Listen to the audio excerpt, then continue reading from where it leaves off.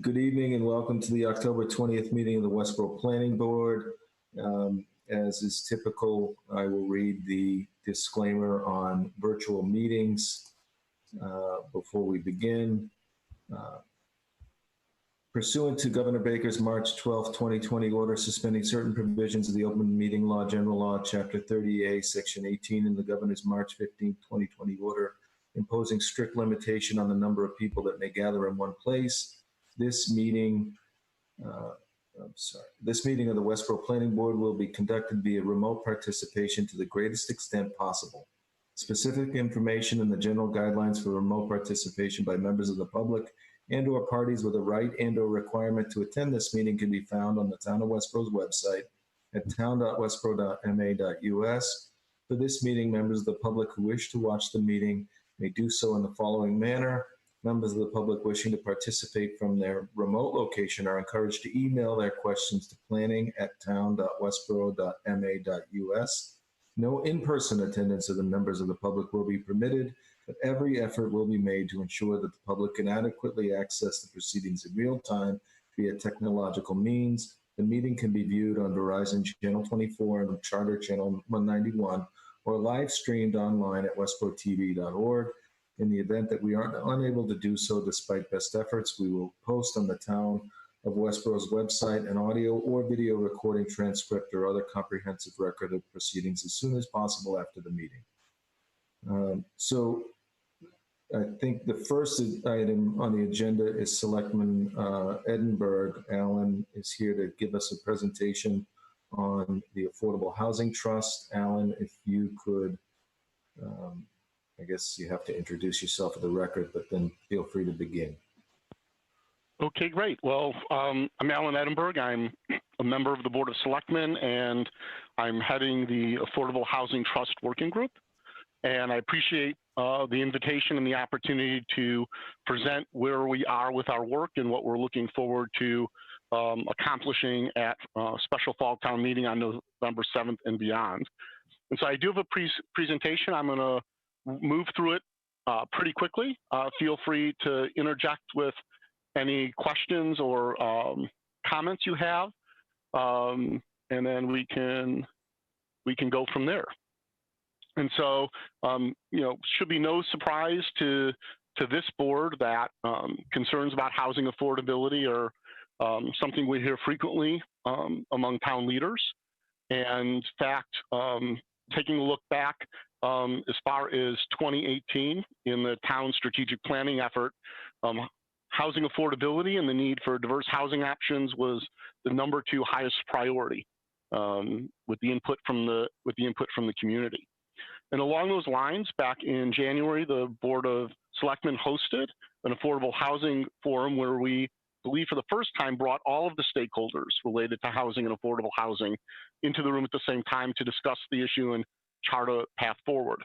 That led to the creation of the Affordable Housing Trust Working Group with the mission to determine if Westborough should create an affordable housing trust, and if so, what should it look like and how should it run? And so that's where we're at today. When we look at where we are with respect to housing affordability in Westborough, as you may know, the U.S. Department of Housing and Urban Development, also known as HUD, defines affordable housing as housing where the rent or mortgage plus utilities do not exceed 30% of a household's gross income. And so in Westborough, anywhere if you exceed that 30% threshold, you're considered cost burdened, whether you rent or own. If you exceed 50% of your gross income, you're severely cost burdened. And we know that Westborough, as far as the level of housing affordability and the percentage of residents who rent or own who are cost burdened or severely cost burdened, we're about average among our surrounding communities and those communities on the data dashboard that we use for comparison. Even so, right now, with the most recent data available, which ends in 2018, 42.7% of renters are either cost burdened or severely cost burdened, and 16.4% of homeowners are in that same state. And so, while we're not better or worse than comparable or surrounding communities, there's still an issue with for many households in being able to afford to live here in town. And so, sort of based on that need, it's the driving motivation to say we should have a municipal affordable housing trust. As a point of definition, an MAHT is a real estate trust established to create, maintain, and preserve affordable housing within the community. It's created by acceptance of a section of Mass General Law as an independent public entity. Town meeting will need to vote on it, and the trustees are appointed by the Board of Selectmen, and it operates much like any other government entity would and follows those same rules. And while not required to do so, a little bit later I'll talk about our proposed trust will include some additional oversight by the Board of Selectmen above and beyond what's required specifically in the Mass General Law. So trusts have basically 4 types of activities. They can acquire properties and convert them to affordable housing. They can create by building or by acquisition. They can preserve existing affordable housing, and they can support programs that facilitate affordable housing and really use a mix of those activities. And beyond the traditional concept of affordable housing, which is the subsidized affordable housing, housing trusts can work on projects and programs that address workforce housing issues as well. So it's very much a broad range of capabilities, powers, flexibility to meet not only the statutory requirements of Chapter 40B, but the preferences and needs of the community as well. And these projects can take a wide range of forms. And so here are 5 different projects that have been done by housing trusts across the Commonwealth in the last, I believe, 2 years. Norfolk, a smaller community, their housing trust is purchasing homes at market rate, upgrading them and reselling them as affordable with the deed in perpetuity. Yarmouth partnered with a private developer to acquire and convert a former hotel building into 69 affordable apartments.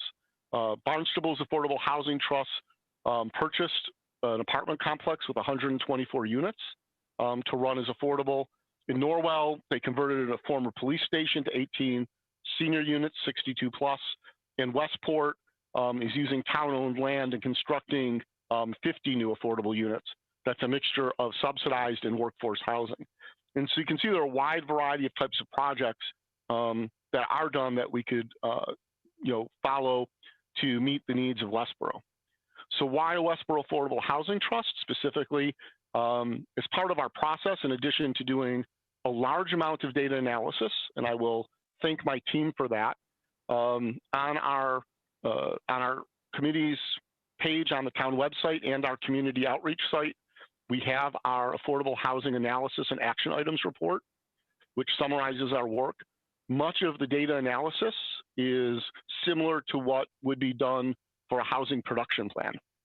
We didn't go into as great depth, in part because the master plan process is underway, and there's a housing subcommittee looking at some of the longer term issues as it would relate to zoning and policy and things of that nature. But we did do a lot of the data gathering and analysis, and that data, as well as input through our outreach from residents, really, addressing concerns that, residents on fixed income want to stay in town. In fact, more residents want to stay in town as they move through different cycles in their life. We clearly want to keep our SHI above the 40B threshold. And then a broader issue is really that housing affordability and workforce housing, which improve their housing diversity, have broad benefits for the community.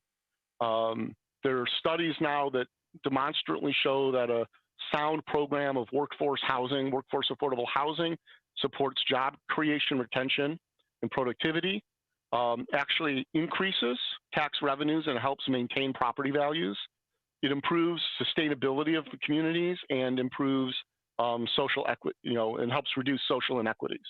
And so we see all of those as good reasons to look at creating an affordable housing trust for Westborough. And we're fortunate, as I'll get to in a little bit, that we have funding opportunities available so a trust can work. We've defined our mission as to provide for the creation and preservation of affordable housing units in Westborough for the benefit of low and moderate income households, and to support efforts to improve housing affordability for our community in general. And by sort of having that mission, it's not just about building, buying, renovating, maintaining. We can undertake programs to assist first-time home buyers. We can participate in rent-to-own conversions and other types of creative programs that you hear about in other cities and towns that help with a broader affordable housing issue. And so to give a sense of the scope of programs, most affordable housing programs are measured off the area median income. And depending on the program, whether it's federally funded or state funded, actually, we have several definitions of what our area median income is, ranging from about $98,000 to a little more than $110,000 for a family of 4. And this scales down and up based on the number of people in the household. So affordable housing that qualifies as subsidized housing inventory is generally affordable to families earning 30% to 80% of the AMI. Workforce housing is a range from 60% to about 130% of AMI. And so it gives you a range that we at the Housing Trust, if we're thinking about a family unit of 4 persons, programs and activities that could help families, those families of 4 earning as little as $30,000 or as much as $145,000 a year as far as their gross income. So it's a very broad range, and it'll help us address a broad range of needs that we hear and that from the community and that the data tells us is present across the community. What's interesting with affordable housing and workforce housing is the exact thresholds do vary by program. So there are programs that cap at 120% of AMI. There are others that go all the way up to 135% of AMI as well. So how will our trust be funded? As we know, we're fortunate with the Del Webb Chauncey Lake project that there is some mitigation funding and inclusionary zoning funding. So should Pulte decide not to, per the special permit, produce 25 units of affordable housing elsewhere in town, there's funds that will be coming into the town of Westborough. Additionally, with the Zoning Board of Appeals, there is mitigation funds, some of which was intended and could be voted on by town meeting to move into the Housing Trust for Affordable Housing. In the future, should Westborough adopt the Community Preservation Act and become a CPA community, funds from the CPA fund can be moved to the Affordable Housing Trust for Affordable Housing. Additionally, some towns make direct appropriations, either out of free cash or the tax levy as well.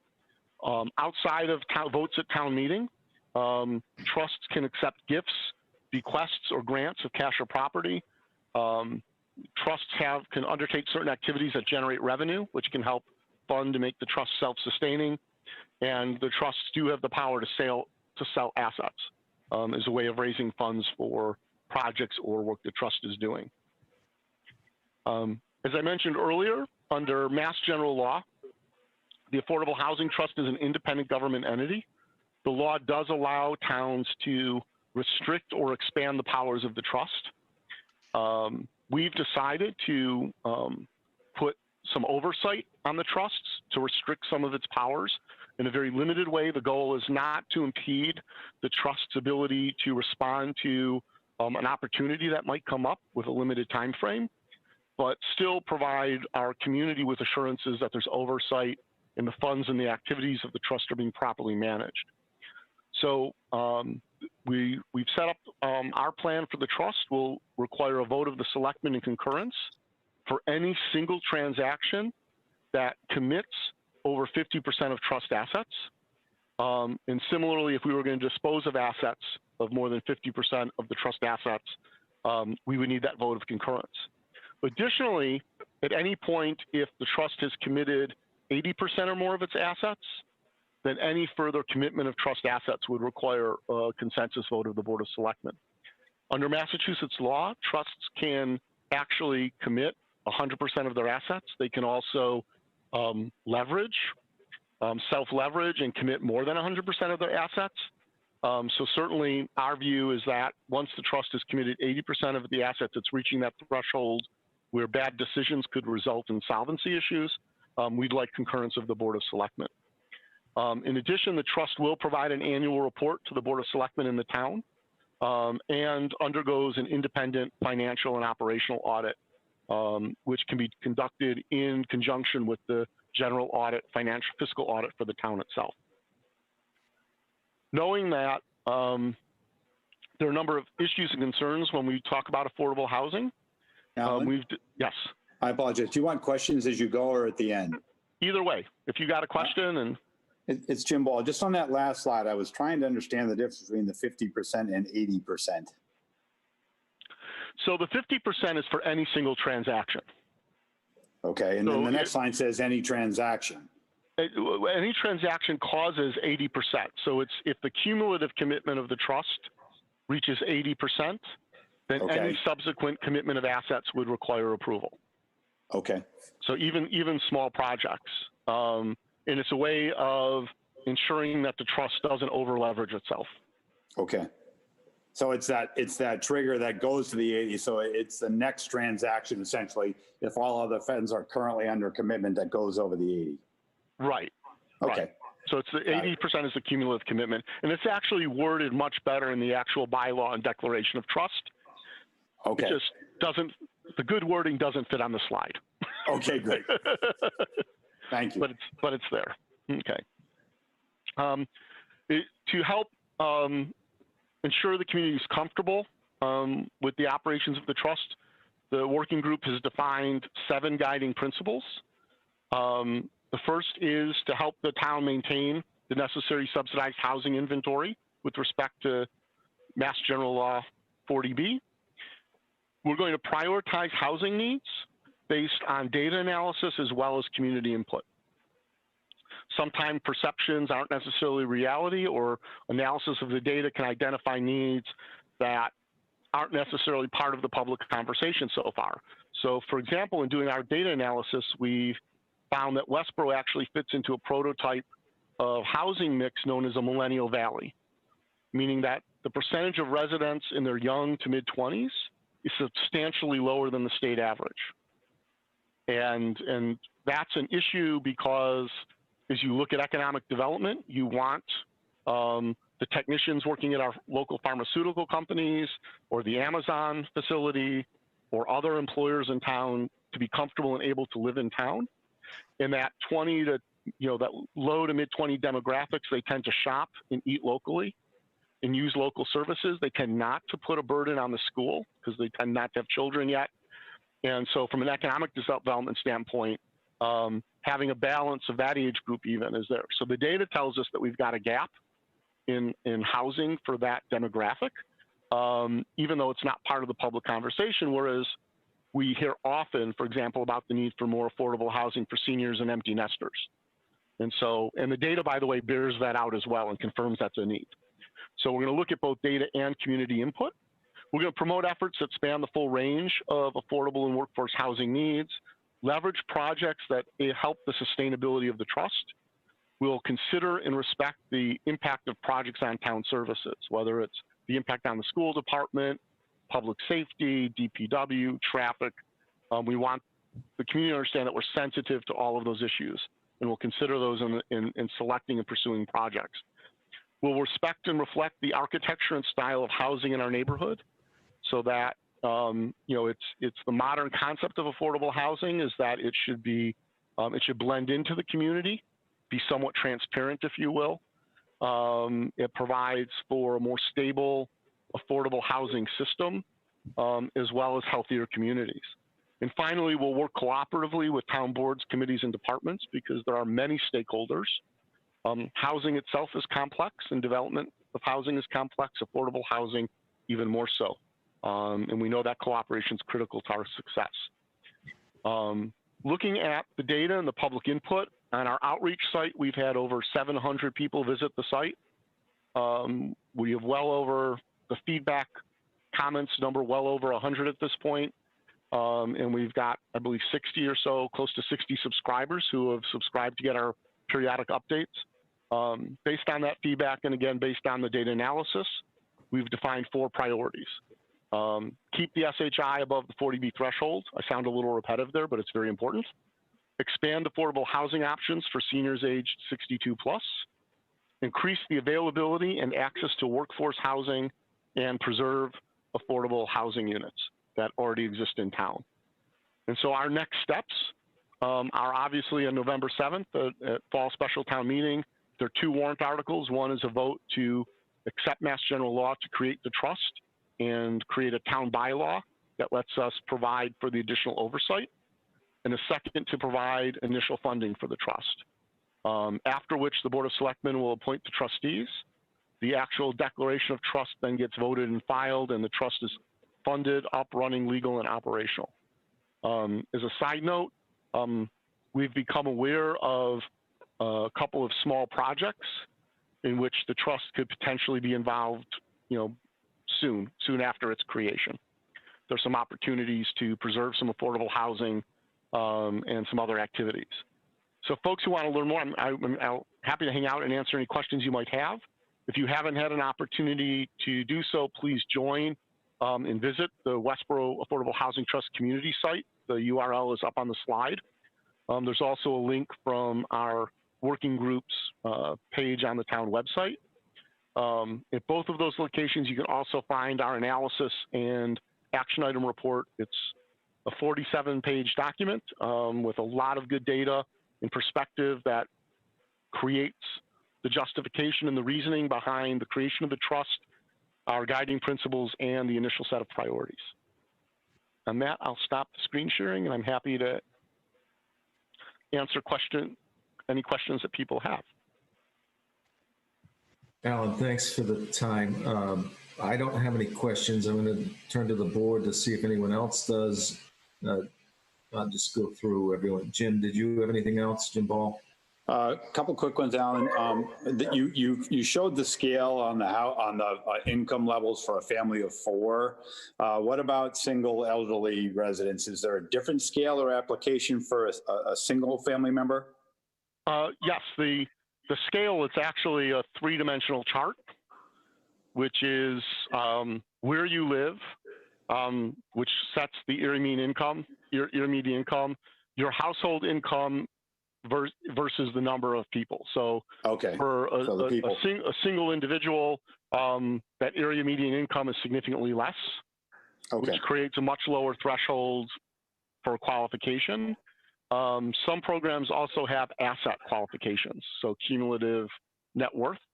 And there are housing programs where you're able to provide preference for seniors, for people with disabilities, for veterans, and some other protected groups. Okay. And then the second question was just around the workforce housing. I get two quick thoughts or questions. Is the Millennial Valley really due to, or is the thought of that's due to a lack of proper affordable housing, or is it that the town shuts down at 8 o'clock at night?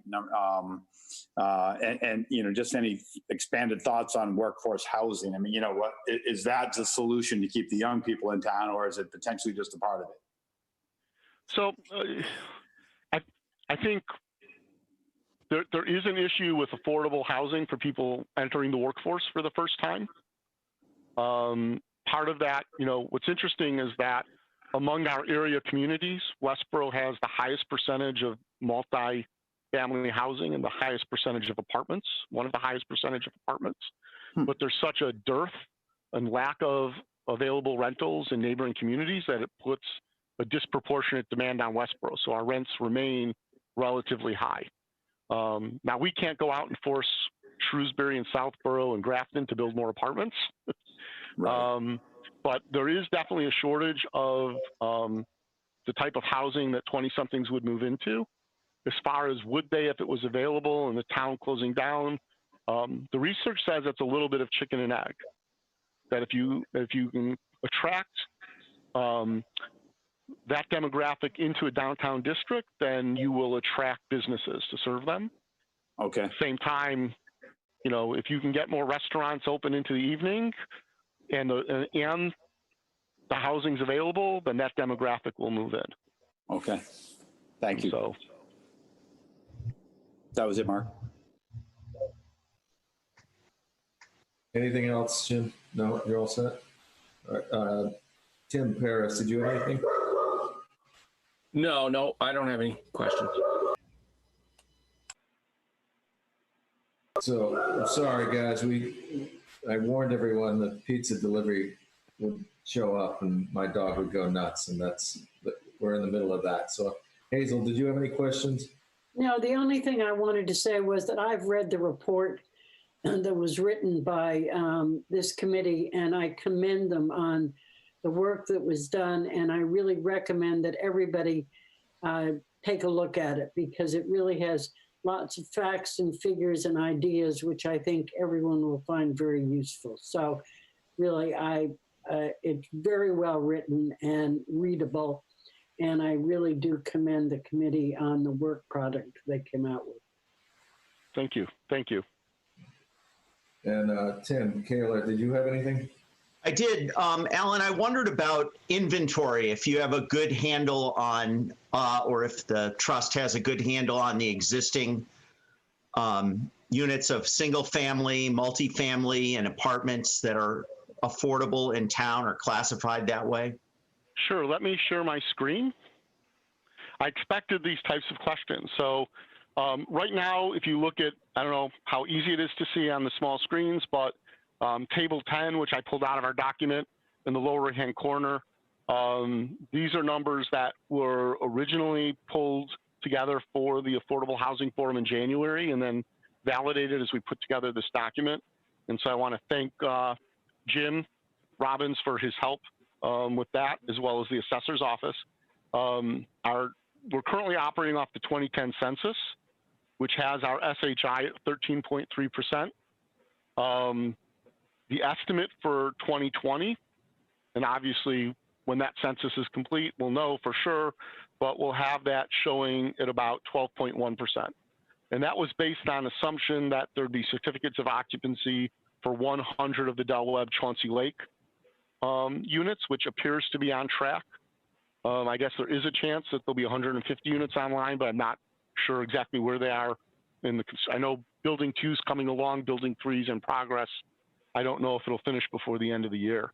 And then we projected out towards 2030, where we're estimating about 11.3%. We have a breakdown. I don't have it on any slides, but there is a breakdown of the types of property that are affordable housing by unit size and by rent versus home as well. And that data is in the document. Okay, great.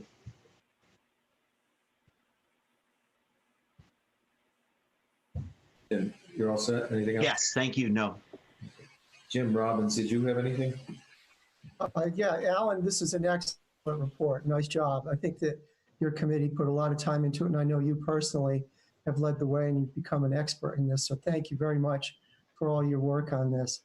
Just to kind of inform the board and bring Alan up to speed as well, the Pulte development at the State Hospital has just applied for occupancy of their second building.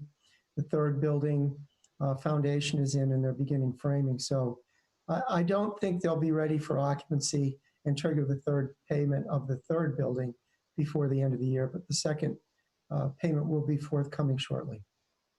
Excellent.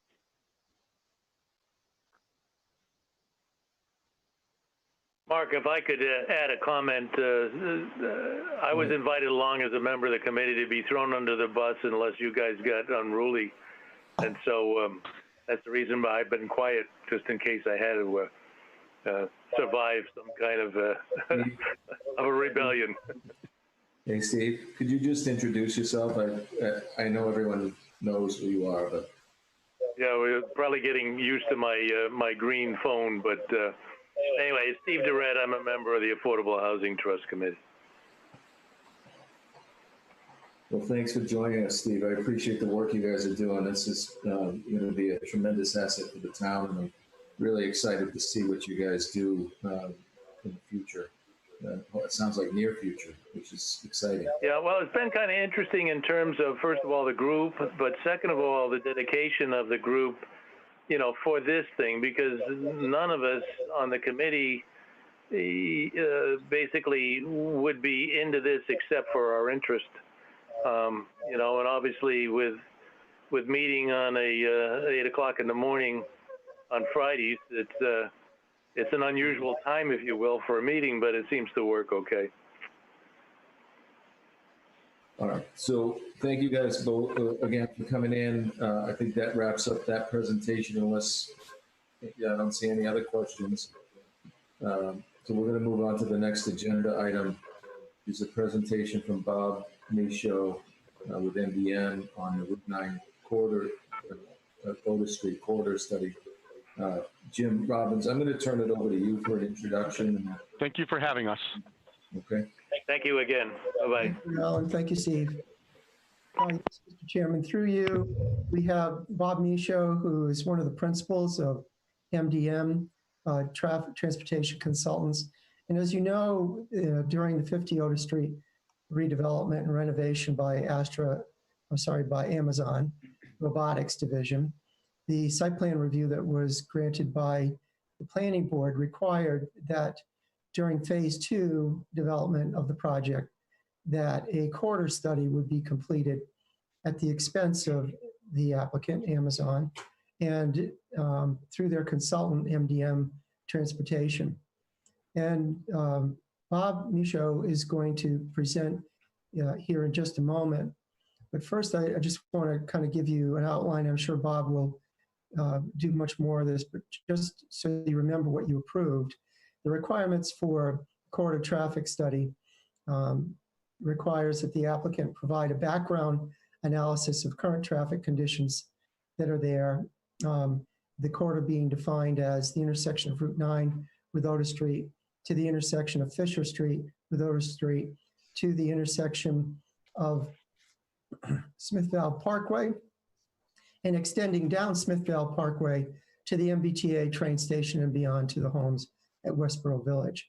The corridor study will examine existing conditions, propose recommendations for vehicular traffic, pedestrian traffic, bicycle traffic, and mass transit along the corridor in the short term as well as in the long term.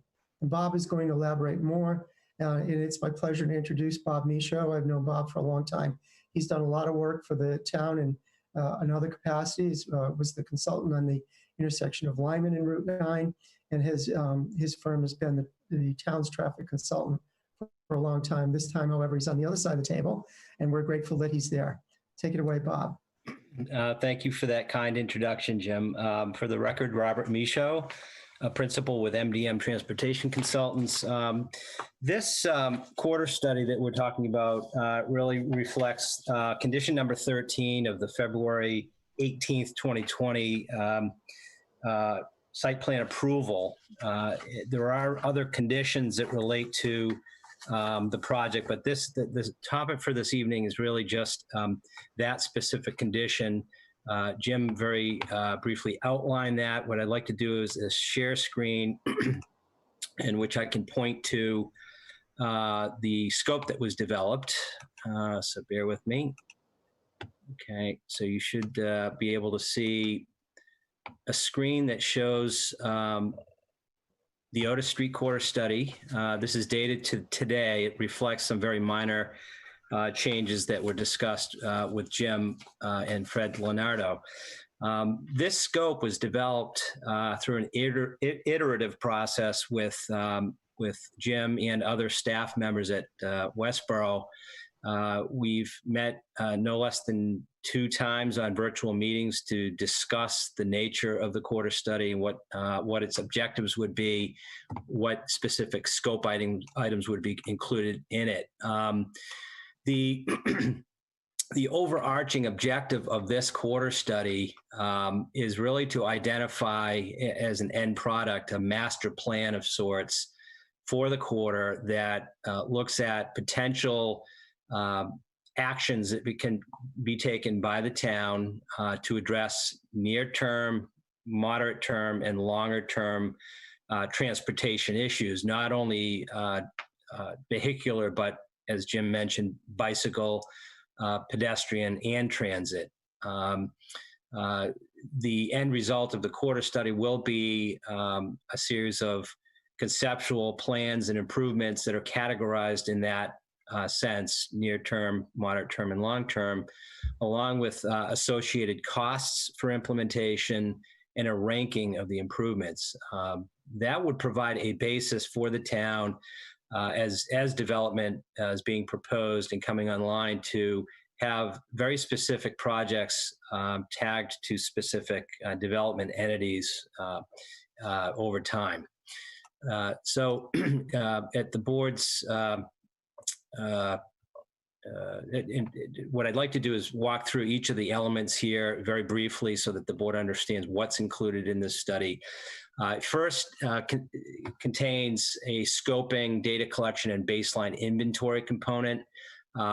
This, of course, geographically would entail looking at and inventorying not only traffic volume conditions, but physical roadway features, traffic controls, and in the condition of the infrastructure along the Otis Street corridor, all the way from Route 9 to Fisher Street, to include all of the commercial driveways between those 2 points, as well as the Smith Parkway to the MBTA station and just beyond.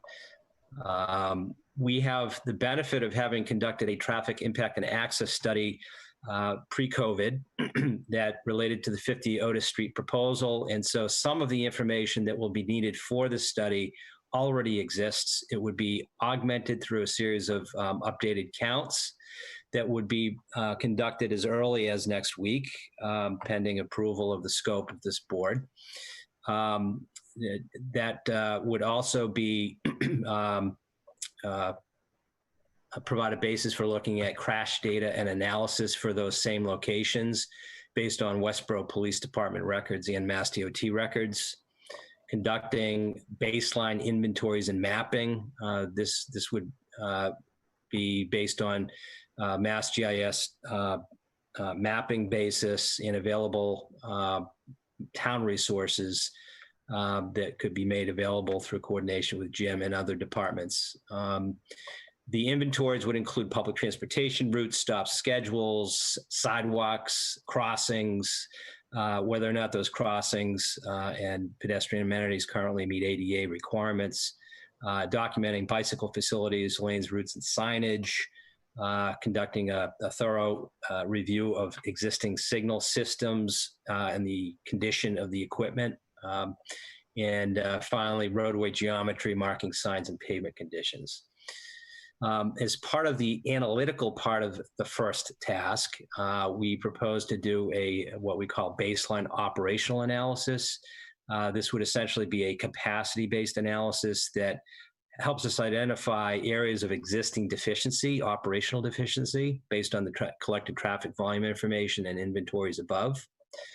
All of which lead to a meeting with area business owners and stakeholders really in and around the Otis Street corridor to identify, at least anecdotally, what some of the corridor issues are that are challenging to businesses and other landowners along that stretch of Otis Street. That would be conducted as part of a virtual meeting. So this anecdotal information could be used to augment the data collection, the safety inventories, and the field inventories that were described above. And that would, of course, in terms of deliverables, result in a technical memo that documents that and allows for the meeting that I just mentioned with the landowners and stakeholders. The second major component of the study would be looking into the future over a 10-year horizon.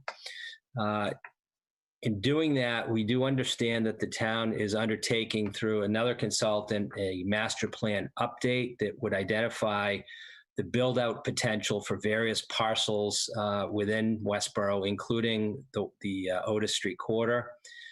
We intend to work collaboratively with that consultant to share information and obtain information and assumptions that relate to that future build-out so that we could clearly identify what we're saying are two growth scenarios for this area that we would evaluate.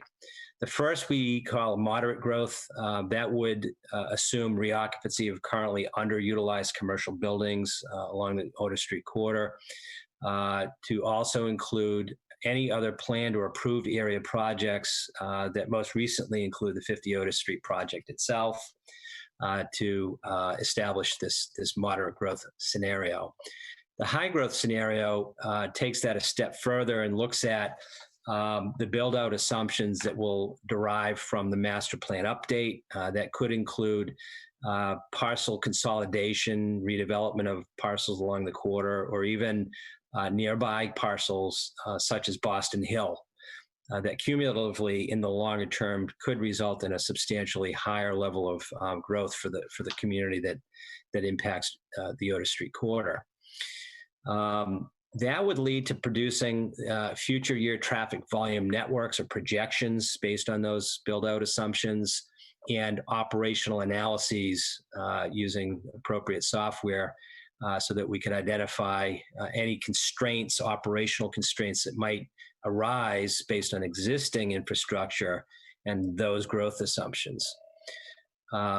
That would again result in a technical memo, the second of a series of technical memos that would be produced, and a presentation to town staff to review the findings and analysis of that product.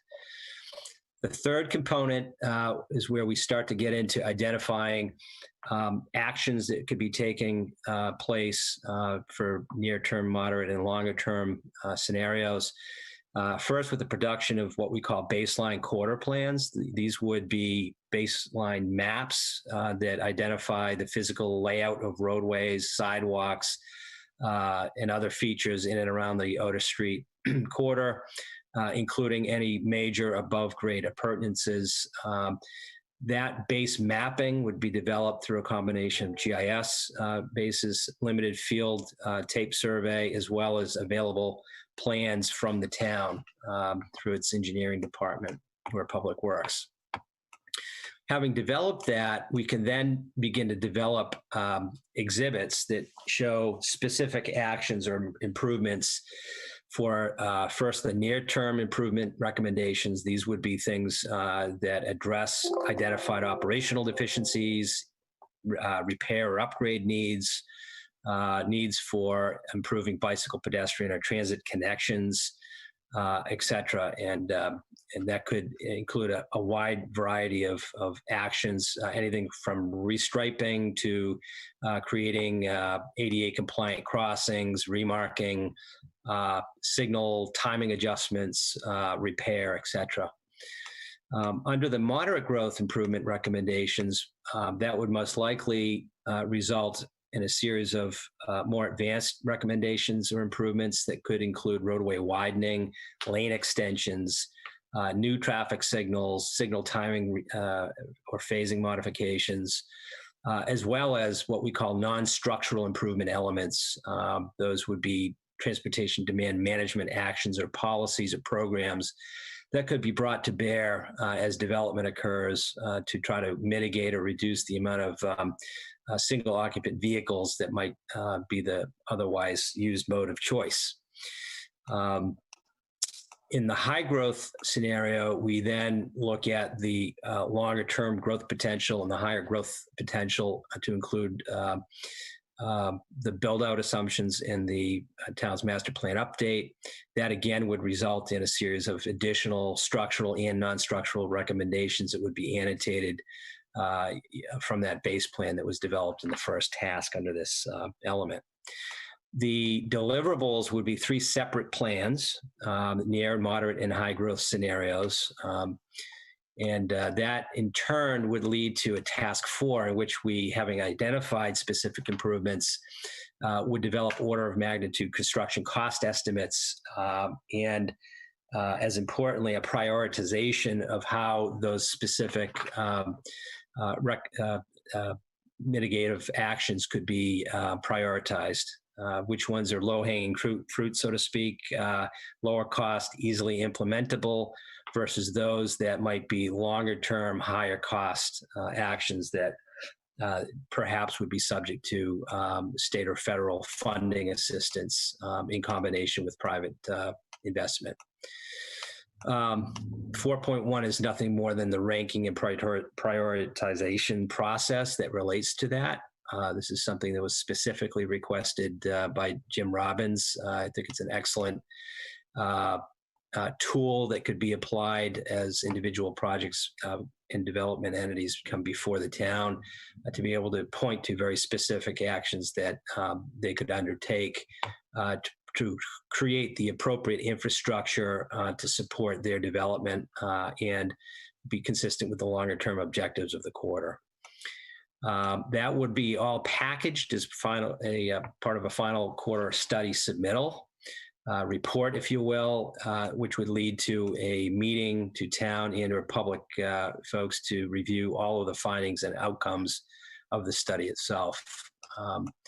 We envision a total of 4 virtual style meetings, as I've outlined above.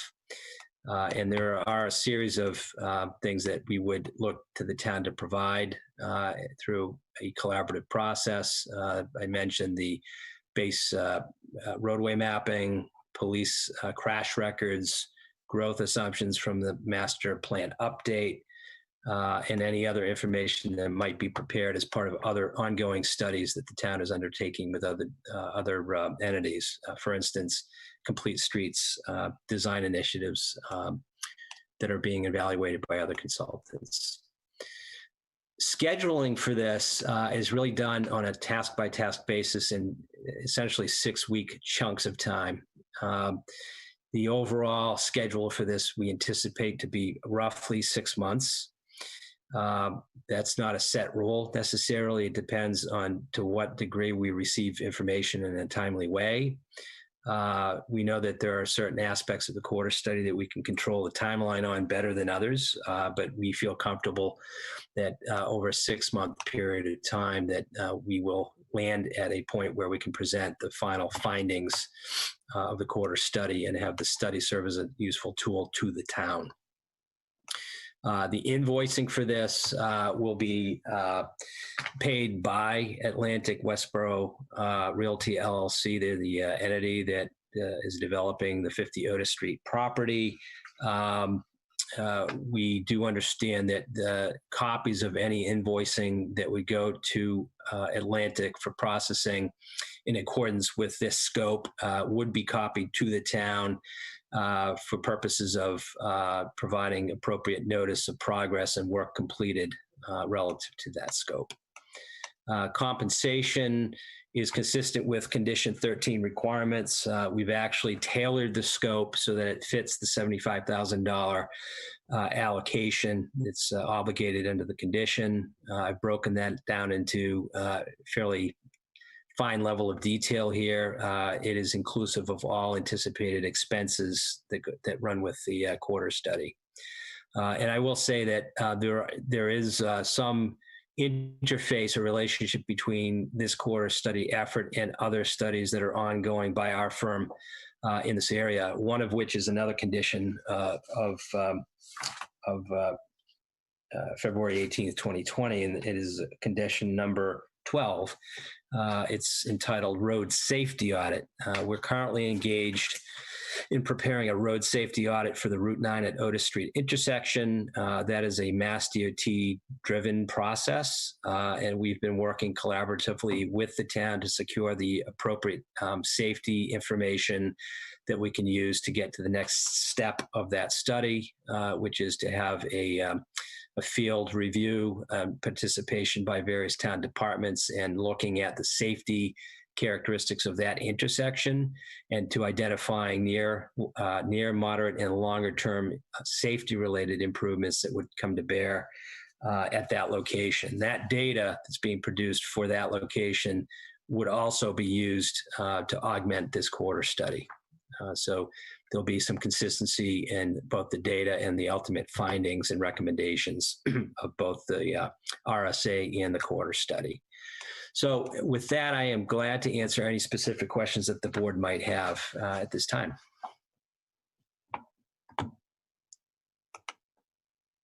Thanks, Bob. I appreciate the presentation. I thought that was, I think it's exactly what I was envisioning when we, asked Atlantic to fund this.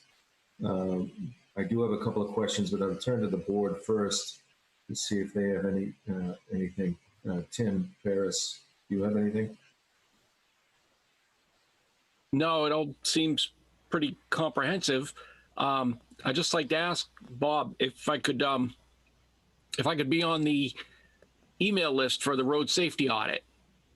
Absolutely. Yes. Procedurally, what we're going to do is we're going to reach out to either Fred Leonardo or Jim Robbins, or both, to make sure that we've gotten everyone on the town side that should be included in that. And you're certainly more than welcome, based on your qualifications and your perspective. I think you'd be more than welcome to participate in that. So I'll make sure you're on the list. All right, thanks. Hazel, do you have anything for Bob? No question. It was a very comprehensive report, and I appreciate it. Jim Ball, do you have anything? Nothing further, Mark. I agree. It appears to be extremely comprehensive.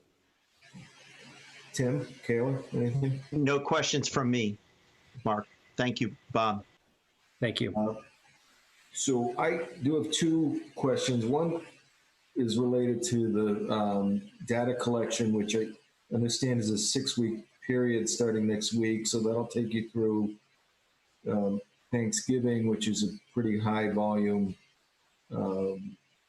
weekend in that intersection. And I'm just curious to see if you were seeing traffic counts down because of the virus, and whether that'll be an accurate reflection of future demands on the intersection. Yeah, that's an excellent question. And it's one that is usually the first question to be asked in any of the work that we or other consultants do. You might recall that I mentioned that we did the traffic study for 50 Otis Street pre-COVID, and that we have a substantial database of counts that existed from times when conditions were normal, so to speak. And that includes the Route 9 at Otis Street intersection, by the way. So the additional data that we'll be collecting will really be for the commercial driveways, by and large, along the Otis Street corridor. We've also, pre-COVID, collected data at Fisher Street at the end of Otis, Smith Parkway, and some of the driveways in and around 50 Otis Street. So we've got pre-COVID data. That said, we know from other work in the area that the COVID-related impacts have resulted in about a 25 to as much as 30% reduction in peak hour traffic volume conditions relative to the pre-COVID scenario. So one of the things we're going to do is recount one of the intersections. Most likely it'll be the intersection of Route 9 and Otis Street, to see how much it has actually changed since the pre-COVID count was conducted. The appropriate adjustment will be made based on that index, if you will. So we'll make sure that we account for that effect. So my second question is really more just, I know you're planning to work with VHB, who's the master plan consultant for Westborough. Mm-hmm. VHB also, to my knowledge, consulted with Northborough on their master plan. And given the proximity of the Northborough town line, and Walmart's in Northborough, Teamworks is in Northborough, there's an industrial zone in Northborough right on the other side of the line. Mm-hmm. I'm hoping that when you get that data, that build-out projection for Westborough, that you'll also consider the build-out projections for Northborough that VHB will presumably share with you, so that we can, get a grasp on both sides of the intersection. I think that's a valid comment, and I'm glad that you pointed that out. We'd rather have too much information than not enough. And given the proximity of the Northborough line, I think it's appropriate that we consider any of the build-out assumptions that were derived from that other study. So we'll make sure that we coordinate that with VHB. And I guess the last point I wanted to make, and it's kind of near and dear for me, is you know, the reuse of Hockomock Pond, and you know, while that committee hasn't met yet, you know, I would just encourage you to keep in mind the future public uses that might be available at that site and the demands that the town will have. You know, I could certainly coordinate with Jim Robbins on any specific assumptions that might relate to those types of uses. Okay. You know, we do have a provision in the scope to ensure that we're coordinating closely with Jim Robbins on land use assumptions. And that would be one of the assumptions, is what likely scenarios might come out of that, reuse or activation. Great, thanks, Bob. Jim Robbins, I haven't heard from you yet, if whether you have any comments or questions. Yeah, thank you very much, Mark. A couple comments and a question. Thank you for bringing up Hockomock Pond. The master plan build-out analysis will look at the reuse for Hockomock Pond, so that will assist Bob in putting that together as part of his background analysis. What was brought up about Northborough and Lyman Street as it leads into Northborough. VHB completed the Northborough master plan this past spring. They literally just finished it. So I think the data will be current. It won't be, it's pre-COVID, obviously, but I think that's important because the industrial uses that exist in Northborough along Otis Street, just beyond the town line, are industrial and shipping. Some of those uses are truck shipping uses, which if you're familiar with Northborough, Otis Street, you might wonder how they could use that street, because there's a very sharp corner with a building no more than 3 feet from the pavement on that portion just before you get to the Bavarian Farm. So I'm hoping that the build-out analysis that they have in Northborough will include future uses and development potential for that corridor, because what I know from personal experience that a lot of people commute from Northborough to that Route 9 intersection to go east and west and to use a train station.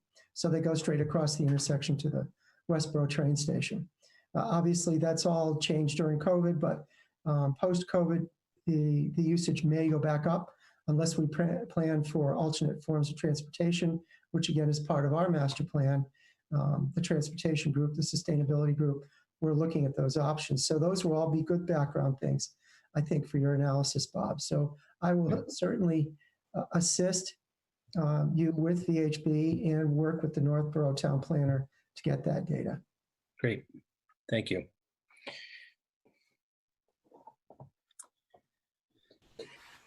Bob, I think that's everything. I don't see any other questions. So I appreciate your time and coming in, and we'll look forward to seeing you over the next 6 months. You know, your progress. I'm really excited to see what comes of this. Yeah, I'm looking forward to it as well, and I appreciate the board's time. Thank you. Thank you, Bob. Okay, have a good night. Thank you all. Thanks, Bob. All right. So the next item on our agenda is a climate action plan committee presentation. Peter Dumbeck is here. And I'm going to turn the meeting over to him to introduce himself and talk about his presentation. Go ahead. Very good. Thank you very much for the chance to present to you. As you may recall, we've had a climate action plan task force set up for since about February of some very dedicated and capable people, including both Tim Kaler and Tim Paris from your board. Tim Kaler is going to be doing the presentation tonight, but we'll all be available to back him up if needed. Thanks. Yeah, I thought I might be in front of a friendly group. We'll see. Are all of you, just a quick nod, are all of you familiar with the Climate Action Plan Task Force that was, kind of originated by town meeting? Yeah, okay, Hazel. Yes. Okay. So the presentation tonight is really a briefing that we've been doing with a number of the town constituents. So we've met with the town manager, the Board of Selectmen, met with Lester Hensley and Donnie around the master plan and with the Economic Development Commission. The task force formed, and I'm an at-large member. Pete is the chairman, as I think you all know.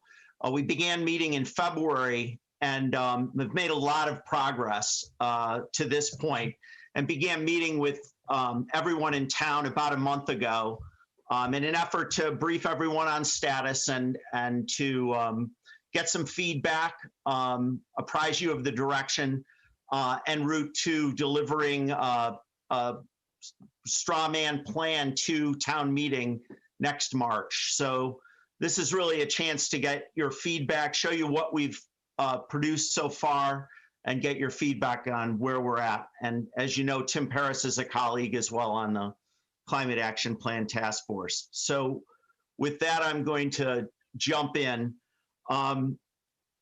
The goal really is stated here in the first 3 bullets. We have a mandate to try to dramatically reduce greenhouse gas emissions community-wide for the next 30 years. And the charter is to develop a set of actions, strategies that the town can use to guide the entire community on that transition. So our footprint really is the entire geography in town, all of the municipal, residential, and business interests, and all of the energy sources that produce greenhouse gases, as well as open space, which mitigates it. So we look at all of those sources. Our overarching goals are a 40% wide town greenhouse gas emission reduction by 2030 and an 80% reduction by 2050. So the important thing to keep in mind is that we will, there's a lot going on at the state level that we'll talk about in a moment. And the environment's very dynamic. I think it's great to, for me personally, to be engaged with the Climate Action Plan, and then with all of you on the planning board, that I feel like Westborough is really progressive and looking at a number of different issues, kind of rolling up into our master plan, but this being an important new driver for communities across our state, across our country, that influence so much of what we do. So I'm excited to be able to talk with you about that. So the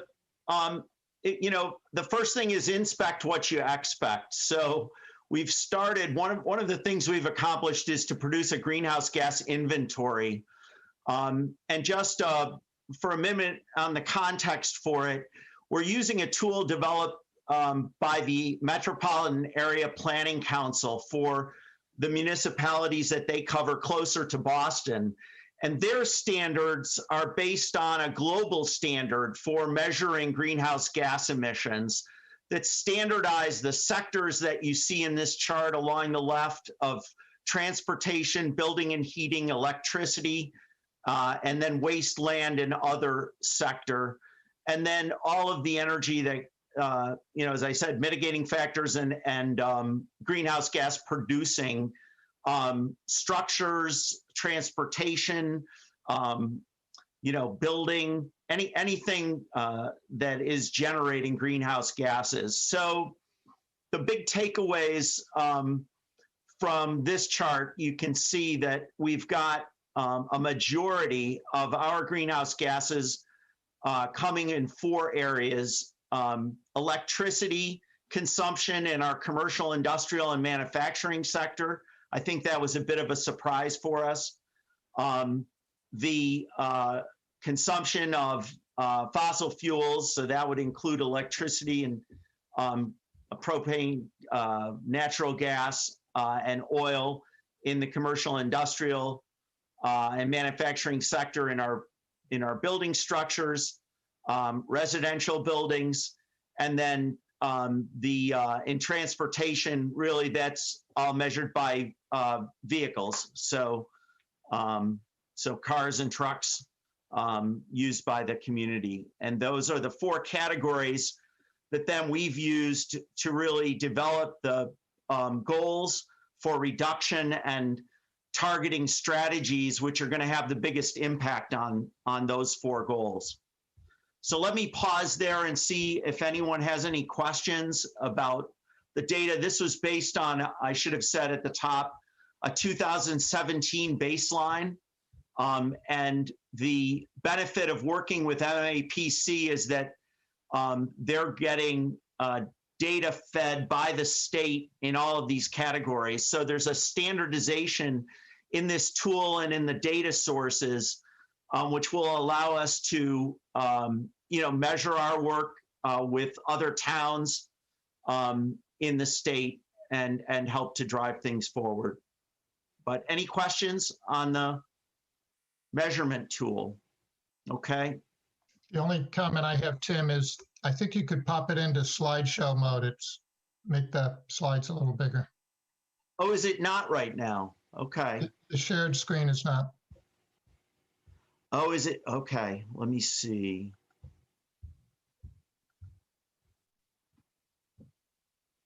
There you go. Did I do it? Okay. Yep. Thank you for that, Pete. Okay, so let's talk for a moment about activities at the state level. As you all may remember, in the State of the State message, Governor Baker declared a net zero in 2050. And the Environmental Affairs Group took action to establish a decarbonization roadmap. So we're really looking at a minimum of 85% reduction in emissions to a net zero requirement by then. There's a lot of legislation active right now. Both the House and Senate have produced bills in the last session. There's a conference committee working right now to bridge the gap, and they're likely to produce new requirements, making the goals even more aggressive, and also to build interim goals for 2030 and 2040 that have a little more teeth. All of this is based on the Global Warming Solutions Act that was passed. Pete, when was that? I wanted to get that in my notes. 2010. Okay, so it's dating from 2010. And the other thing is that an implementation advisory committee has been established for helping provide input on, again, the strategies that are going to help us to achieve those goals. We have the benefit of another colleague on the Climate Action Plan, a town resident, Dave McMahon, who some of you may know, who's actually seated on the Implementation Advisory Committee. So these are a group of 30 leaders from across business, energy, environment, building, transportation, and academic communities that are helping drive input and advisory under the Secretary of Climate Change, who's David Ismay. Any other points there, Pete? No, it's good, and you'll elaborate on the next slide. Yeah.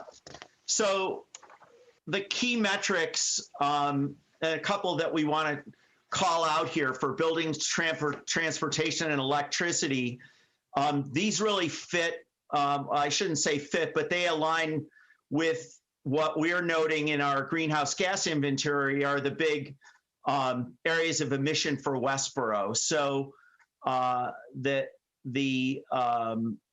work that needs to be done is really in these areas. So one of the things that is going to be key is trying to electrify our housing stock. And so the goal is to convert about 40% of the 2.4 million households in Mass to heat by electricity. And given the age of our housing stock, that will be a big challenge, but an important early mover in the next decade. The second thing will be to convert to electric vehicles, like LDVs or light duty vehicles, for, looking for about a quarter of the 4.4 million vehicles that are on the road in Mass. And again, that's going to be a big change in the near term. So we expect that there'll be a final clean energy and climate plan and emissions limits released just about the time that we go to town meeting and present our climate action plan next March. And I think the message there is that the climate plan that we're creating is an initial draft, right? This is meant to work for 30 years. We're wanting to balance the direction the state's going, so not getting too far ahead of the state, but at the same time, would like Westborough to be an early mover and to take advantage of programs and funding and demonstrate that we can be a strong partner and leader in this area. So, you know, staying closely abreast of what's happening at the state will require that we update the plan on an ongoing basis. And that's going to be a key message in terms of carrying forward from this initial task force and how we continue to use this plan and incorporate. Comment was maybe a nuance of, we aren't literally going to present it to the town meeting.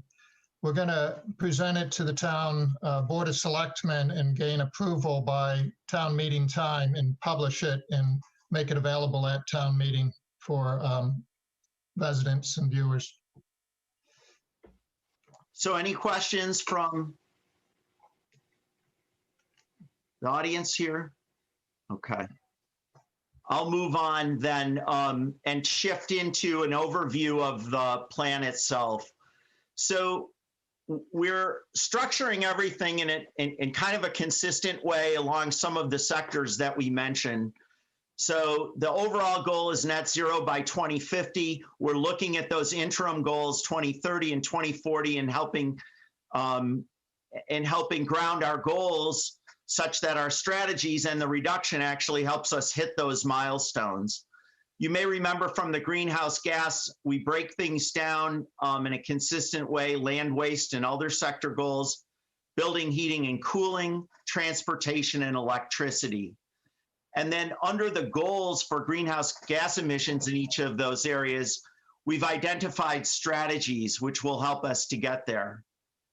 And just to give you a sense, and I'm going to zero in on one that's relevant to the work that we do at the planning board, and then move back out. So I mentioned that there's the 4 sectors.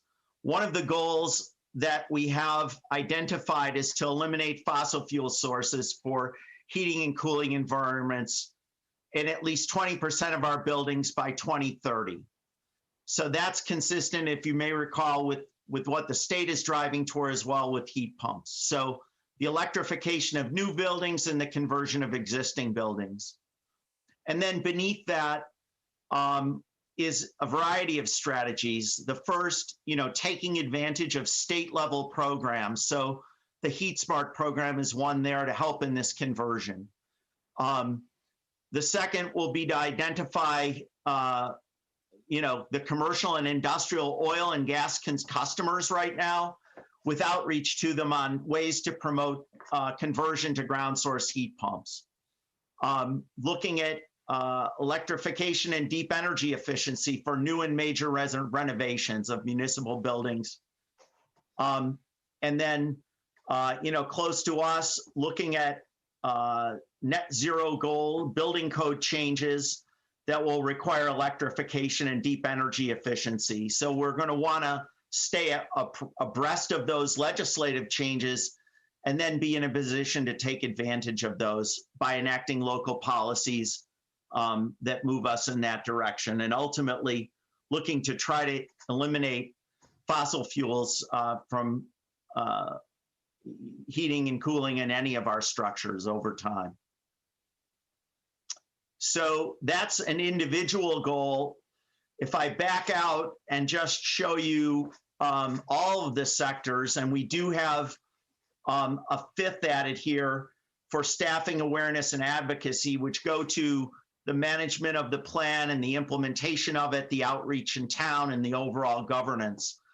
But within the 4 sectors, we've got 17 goals and a number of different strategies underneath those. So the highlighting here is to note that the bold black, so clean sources of electricity, is probably our biggest leverage point. So as we convert to electrify buildings, as we convert to a greater number of electric vehicles, that of course require, the hope is that our electricity supply overall, that we reduce the carbon emissions in the generation of our central grid supplied power, and in so doing then reduce the greenhouse gas footprint in town. So as we do those things, of course, electricity demand is likely to go up over time.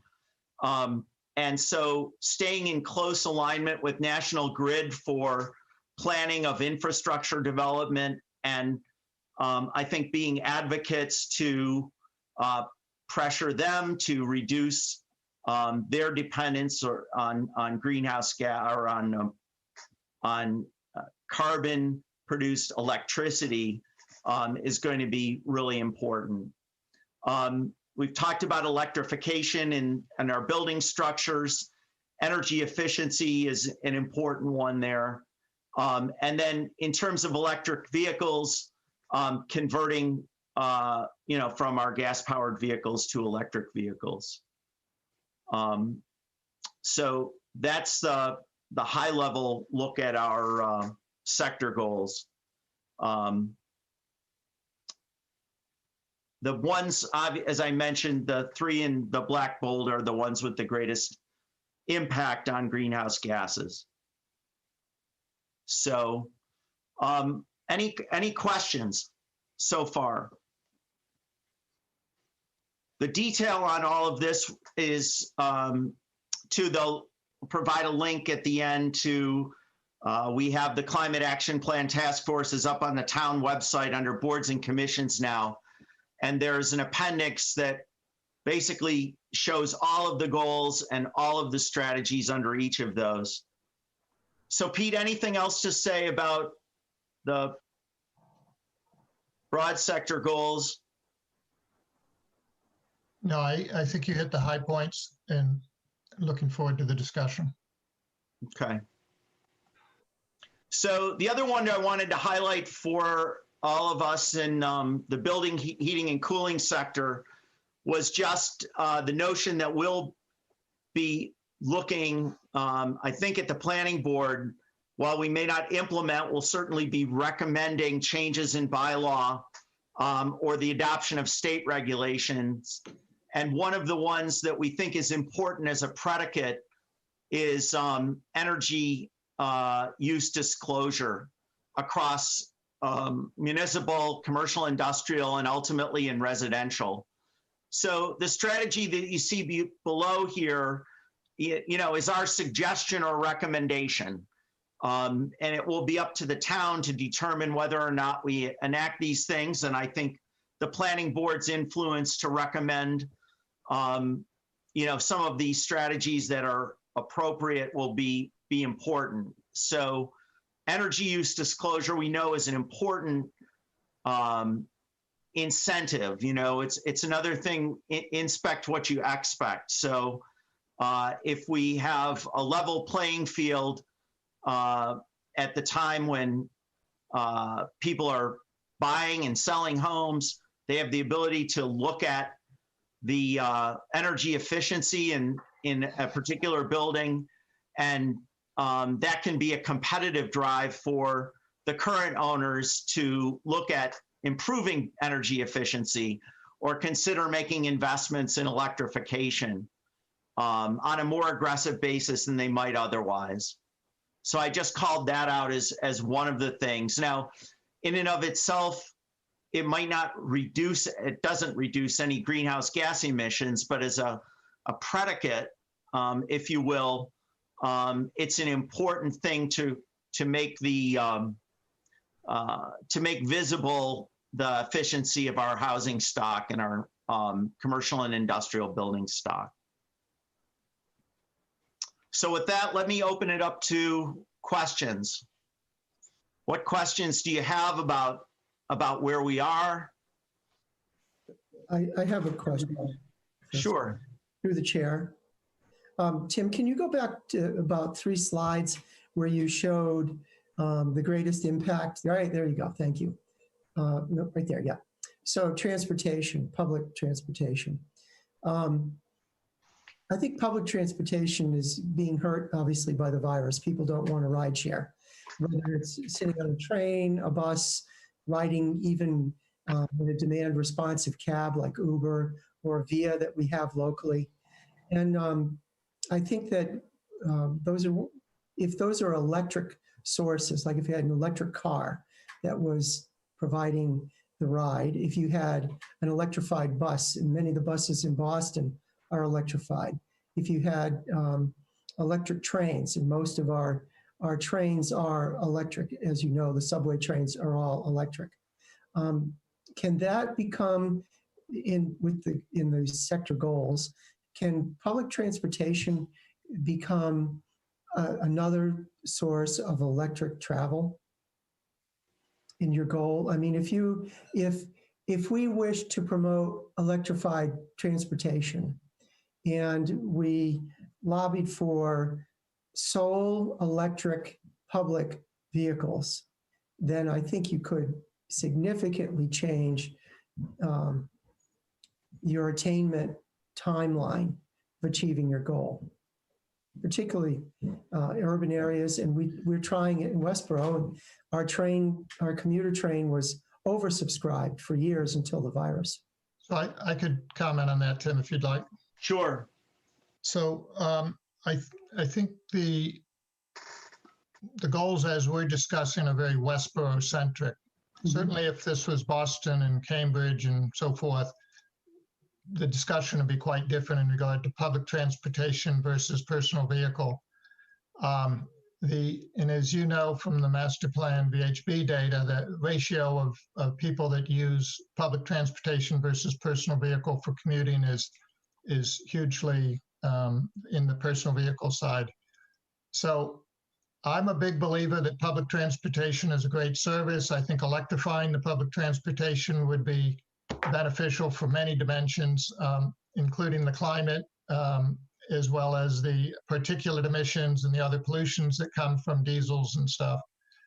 But it's not gonna get us 80, 90% reduction of the emissions in the transportation sector, because I don't believe we'll ever get 90% of the people out of their cars and into public transportation. And if you just look at the travel patterns, besides commuting traffic, going to the grocery store, going out for dinner, whatever, all of that traffic is going to be done in personal vehicles. So the number one thing I'm feel very strongly for Westborough is to eliminate fossil fuels from the personal vehicles. But I don't dismiss the idea that public transportation is hugely beneficial, and electrifying it is even better than just increasing the adoption.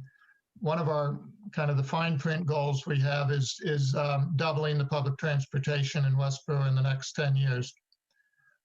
But doubling it would still only be like a 5% reduction in our emissions. Yes, but I think the younger generation is very much in favor of clean energy and mass transit. So you're right. I mean, our community and the way that it's laid out does not promote public transportation with ease, if I can say that, with ease. Yeah, and if you've had a 50-year plan of restructuring the community to be more transit-oriented and stuff, I think the ratios of people using public transportation versus personal vehicle could be shifted, but we don't have 50 years to solve the emissions issue. So there's this urgency that plays into where the priorities get set. Okay, thank you. Other questions or comments? Yeah, Tim and Pete, a question from me. If I think of something like my office building, will you or someone or where will there be resources for me to say, okay, we've already talked about putting solar panels, so that at least impacts the clean sources, but pulling out all the heating systems and switching, how do I understand where the, what's logical, I guess, considering the factor of, hey, let's help the planet. So there's some point in each of these things that you say that I just can't justify that regardless versus, yeah, that's clear that those things are easy to do. I put the solar panels on, it immediately reduces my electric bill. That's a math problem. When it gets beyond that, where will folks like me go to understand, the best avenues? Yeah, it's a great question. And I would answer it this way. It was one of the questions that I asked Alan was really our understanding of the low-income housing stock. Well, there's a program that's coming out via Mass Save under economic justice for underserved communities to help outreach to them, Jim, for the same kinds of analysis. And small businesses are included in that, not small businesses led by, disadvantaged individuals, but just small businesses. And so they're talking about virtual audits and, providing assistance to be able to provide you with a proposal as a business owner and owner of the building with exactly where the lift can come and how you'd go about that. And then hopefully this, the subsidies or other programs that you could take advantage of to get there. So an important part of the strategies that we've chosen, and what I didn't probably, explain up front too, is that our early work on the task force was really to look at the other communities, Brookline, Lexington, Arlington. There's a number of communities that have really been out ahead in this area and looking at what have they done for small business owners, for example. How have they organized those programs? And then also, again, the overlay at the state level, where we expect with legislation, there'll be more programming and more support to help uptake of those things. So, for you in particular as a small business owner, we've got a program that we're hoping to introduce in 2021, which will provide outreach to specific communities. So that would be the underserved communities, single family homeowners, but multifamily homeowners serving underprivileged people and small businesses. And we're applying for that now.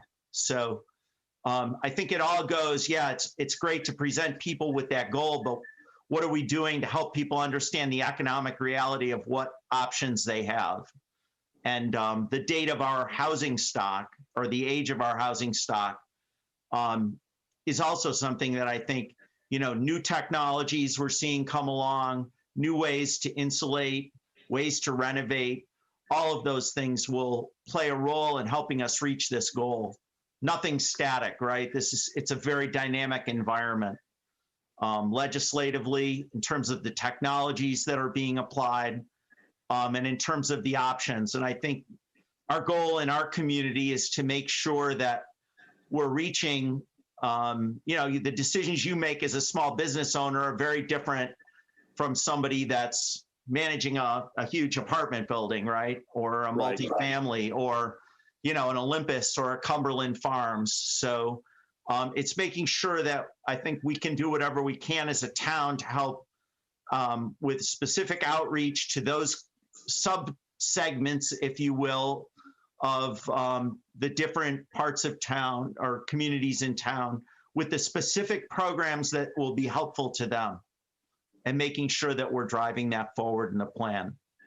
Great. And putting the most energy around the ones that are going to have the biggest impact. Great. Yeah, I mean, to me, part of it's economics, but part of it's literally, logistically, what's possible with the building. What new equipment is there? Does the infrastructure allow for it?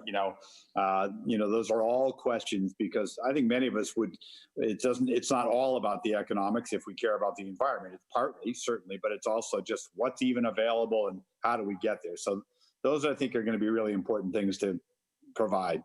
Yeah, one of the things Tim alluded to is we see the town having to stay active in this space because the technology is emerging and state programs are emerging.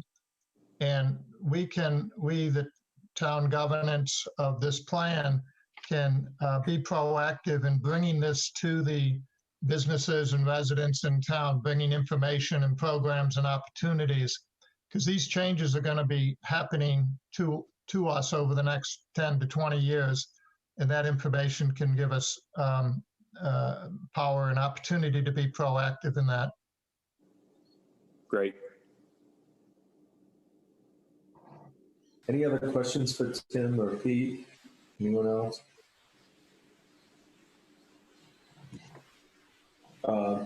Pete, thanks for coming to the meeting. Tim, you had to come, so I'll thank you for serving. But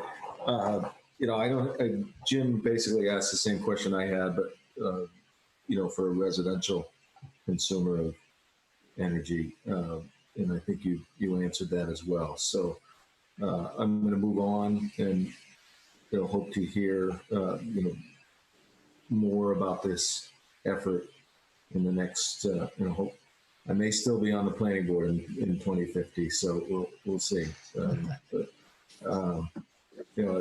Again, thank you both for the presentation. Yeah, thank you for having us. Thanks, guys. We're going to move on to the next agenda item, which is the Ruggles Street subdivision. We have a request you see on your screen from GBI Construction to extend the public meeting through our next meeting, which is scheduled for November 10th. Jim, am I correct on that? That's correct. If you vote to grant their request, which I would advise you do, I'd ask that you extend it 24 hours beyond the next meeting. Okay. So we also have a meeting scheduled for the 17th, Jim? Or Kristen, maybe you can answer that? Yes, 2 weeks back to back. So I'll make a motion that we extend the 228 Ruggles Street discussion through November 18th. That way we can put them on either agenda. Second that, Mark. I think somebody beat you to it, Jim, but I wasn't sure. That was me. Tim Paris seconded. Any discussion of that motion? Okay, I'll do a roll call. All those in favor? Tim Paris? Aye. Jim Ball? Yes. Hazel? Hazel, I think you're muted. Yes. Okay, Tim Kaler? Yes. Okay, and I vote yes as well. That's 5-0. The next agenda item I have, we have to appoint CMRPC delegates from the planning board. Jim, Jim Robbins, why don't you take this and explain the commitment to the board and see if we have any volunteers. Thank you. So each year, so this is an annual appointment, CMRPC renews their delegates from each town. The planning board gets 2 representatives. One must be a planning board member. The other can be whoever they designate on their behalf, so that there's hopefully 1 person at each of their quarterly meetings. Currently, Tim Paris is planning board's representative, and I am the alternate. The Board of Selectmen also has a representative to the board. I believe currently it's Selectman Hashmi. They are also considering their new appointment or renewing their current appointment. So right now, what this requires for an obligation is 4 quarterly meetings, and you're invited to regular work sessions, which obviously have been remote the last 7 months. And they can address such topics as housing, or a recent hot topic was medical and recreational marijuana. Also, climate change and green energy, So they have educational meetings. I tend to attend those because I want to hear what my colleagues think on some of the more recent planning issues. But the quarterly meetings are also interesting because, as Tim can tell you, they review projects. They take votes on funding projects. They take votes to support grant requests that are made either at the state level or at the federal level.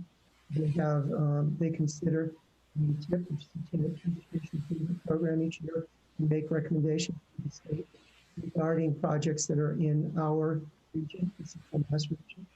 So they're very active, and Janet Pierce, the executive director, has brought the organization a long way in the last 5 or 6 years. So I'd encourage the board to either reappoint him or appoint someone to be your representative. All right, so Tim, are you interested in continuing this appointment? Sure. Yeah. I'm happy to. So, I'll nominate Tim Paris and Jim Robbins to be the planning board representatives to the CMRPC. Second. Any discussion of that? Okay, we'll do a roll call again. Tim, you can vote. Aye. Tim Kaler? Yes, to approve. Hazel, how do you vote? Yes. Okay. And Jim Ball? I'm going to go with yes. Okay, and I'll vote yes as well. That's 5-0. Let's see, what else do we have? We have a master plan update. Jim, is there any significant updates that you want to share with us? So recently, as you know, we've been finishing the baseline data for each of the focus groups, each of the subcommittees. And the Economic Development Subcommittee is putting together a business workshop, a business roundtable. And we received the names of 135 local businesses from the Quarter 9 Chamber of Commerce. We've sent an invitation to each one of those businesses to attend the roundtable. The roundtable will consist of 4 to 5 groups of 7 participants each to talk about local issues associated with Westborough's economy, Westborough's physical development and downtown revitalization. And those invitations will go out in the next day or two. We were hoping to get this done in person, as you know, prior to COVID. COVID struck just as we were about to send out the invitation. And obviously, that forestalled that. But this event will occur in the first week in November. November 4th and November 5th are the 2 dates. I'm sorry, November 3rd and November 4th are the 2 days that have been chosen for the roundtable. And the Economic Development Subcommittee will receive the feedback from those sessions. Those sessions are going to be run by Landwise, John Trematozzi, who is the sub-consultant of VHB. There will be no town officials in the room, so local businesses can speak freely if they were concerned about how they might be viewed by an official, say, who has some regulatory authority. They wouldn't want to hurt themselves. And I completely agree with anonymity, and there be no record kept of what business says what. This is in hoping that we get a true picture of the business climate in Westborough and what we can do to encourage local businesses from the very small up to the very large. So stay tuned on that. That is a task that's necessary for the Economic Development Subcommittee to complete their task, their baseline report. Great. Then we also have on the agenda discussion of future meeting dates. I think I addressed that partially already, and just wanted to get a sense. Mark, could you clarify that? It's the 10th and the 17th, yeah, not November the 3rd and the 17th? November 3rd, which would be our normal meeting, is Election Day, and we don't normally meet on Election Day. So we had rescheduled that to November 10th, and then November 17th is our regular meeting. Right. And then December, I just looking at my December 1st. Yes, and just so the board knows, December 1st is my knee surgery date, so I will not be present at that meeting. Okay. We can come to the hospital. That'd be fun. Yeah, that would be great. You guys want to come to the hospital, entertain me? We can at least have that on Zoom. I'm assuming that, your surgery will be over in the morning. You can attend a Zoom meeting. That'll be interesting, depending on what they give me. No, I just, my business partner just went through a knee surgery, and I know that's not feasible. So we'll see if we even need to meet that night. But if we could all, put that on our calendar for the 1st and then the 15th of December. Hopefully Jim will be able to attend that one. Is there any questions on that schedule? Nope. Okay. Then the last agenda item I had was the minutes. Jim Ball, do you want to take those? Sure, Mark. Yes. Should have all received from Kristen minutes for 9:15 and 9:22, and then the town meeting 9:29. Any questions on any of those? Yeah, I had one question on, let me see. Sorry, I had to pull my notes here.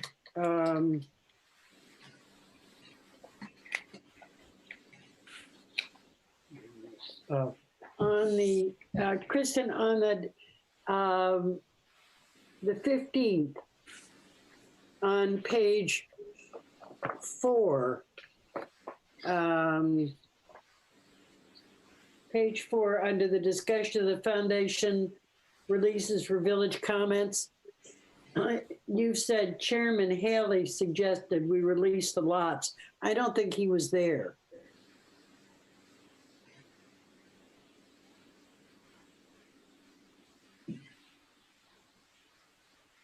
Should be Chairman Silverberg.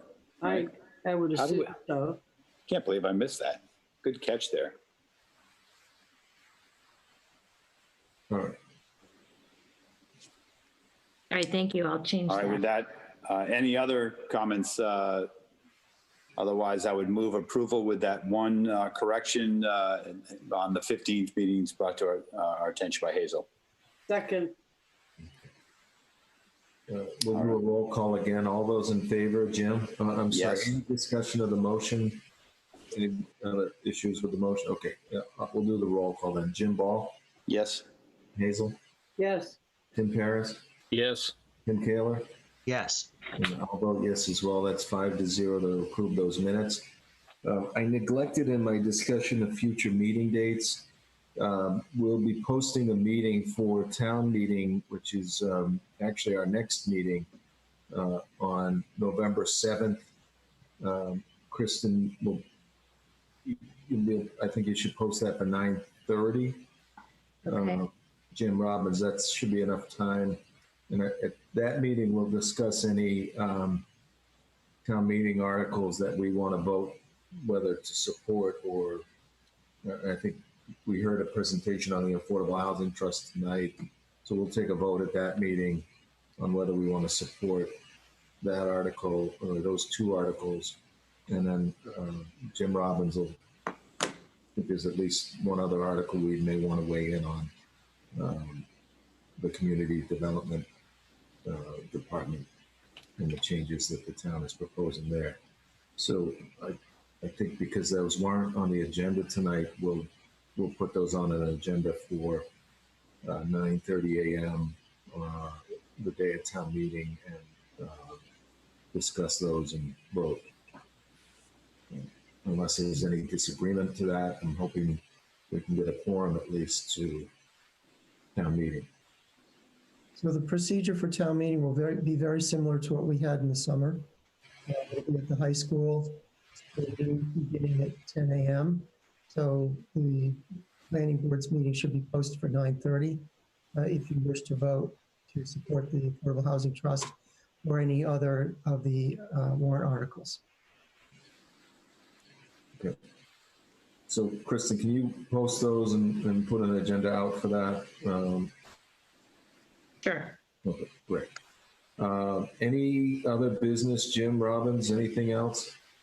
I think we're good for now. Yeah, I will keep the board apprised through emails or anything that we need.